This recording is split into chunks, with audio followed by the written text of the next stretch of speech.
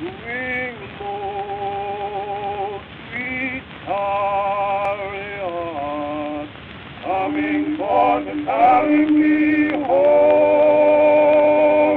Moving low, sweet chariot, coming for to carry me home. Moving low, sweet chariot.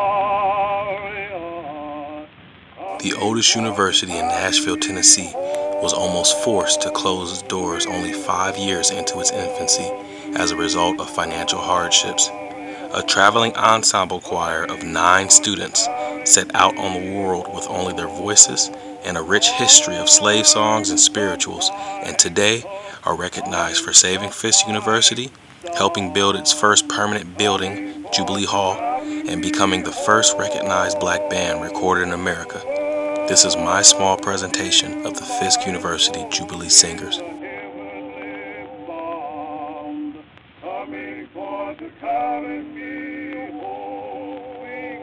The American Missionary Association was a group of missionaries who helped found Fisk University January 9, 1866, and incorporated on August 22, 1867. Fisk was founded as a university to educate freed slaves after the first Morrill Act of 1862 placed an emphasis on establishing universities throughout the nation, and the Emancipation Proclamation established all blacks to be free.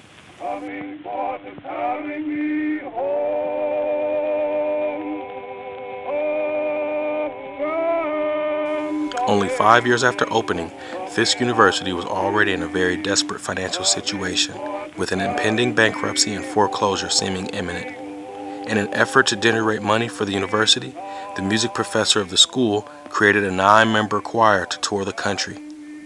After touring a few cities to lukewarm reception, the band took on the name Jubilee Singers, in reference to the biblical Year of Jubilee, which required that all slaves be set free. The band began by touring northern cities and singing spirituals and traditional slave songs that were prevalent throughout the South. Originally, they performed for white crowds in cities like Cincinnati. Slowly, they began to generate some money for the university as their reputation grew throughout the Northeast and major cities like Boston and New York City. The Fisk Singers are widely credited with exposing cities outside of the South to Negro spirituals. By 1872, they had performed for President Ulysses S. Grant, and the next year, they traveled to the UK and Europe for a tour that included a performance for Queen Victoria. By 1876, funds from the Fisk Jubilee Singers were used to build the first permanent building for Fisk campus and the first permanent structure in the South solely dedicated to the education of blacks. This historic building, called Jubilee Hall, is today designated a National Historical Landmark by the U.S. Department of Interior. It houses a floor-to-ceiling painting of the original Jubilee Singers, commissioned by Queen Victoria.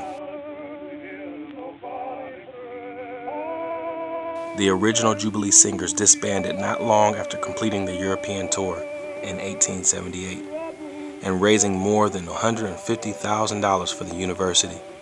However, not long after, another group was formed. The second installment of the Fisk Jubilee Singers were the first black recording group in the U.S. when they were produced and advertised in 1909. And subsequently, more groups to this day have performed and traveled the world as the Fisk Jubilee Singers.